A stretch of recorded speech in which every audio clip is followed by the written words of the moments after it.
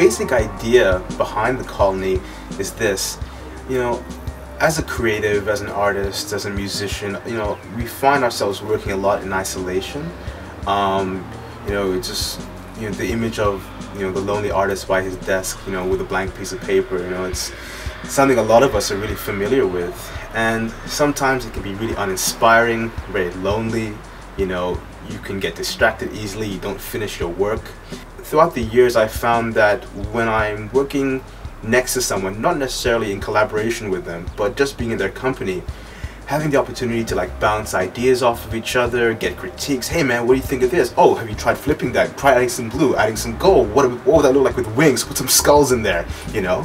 That's when you really get the magic.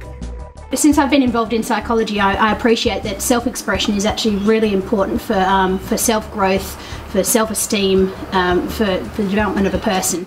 We want to create a space where a lot of artists can come and populate the area, and you don't necessarily have to do, you know, group projects, but it's to give you a space to do your work in around other artists, to bounce ideas off of them, get feedback. The centre will be run by a committee of creative artists from Perth who will be taking on roles such as hosting specialist sessions in their field, hosting the open sessions and organising events there.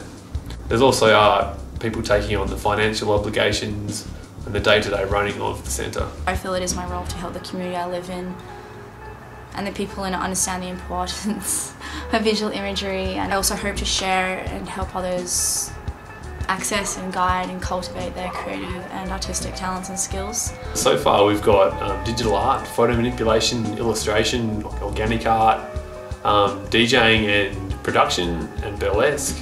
The open sessions running where you can potentially have all those things going at once.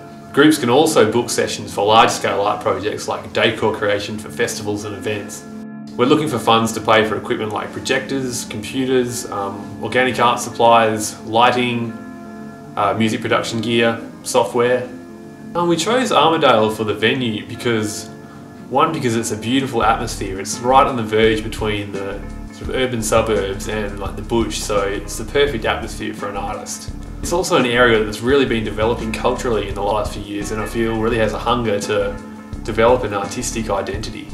So it's a space where ideas can actually come to life, where people can actually see and promote and get it out there, instead of, you know, all these ideas just kind of turning into ashes. So there's so many artists, so many of all different varieties, but not a lot of outlets for them to actually be able to express themselves in. So, I mean, there's a lot of potential there for it to grow and for the culture to become something bigger, but minimal places where they can actually go to flourish. My personal vision for the colony is a space where artists of all different genres can go and learn off each other, and a place where they can go and they can perform, they can learn, they can do whatever. You know, it's that place where it is grassroots.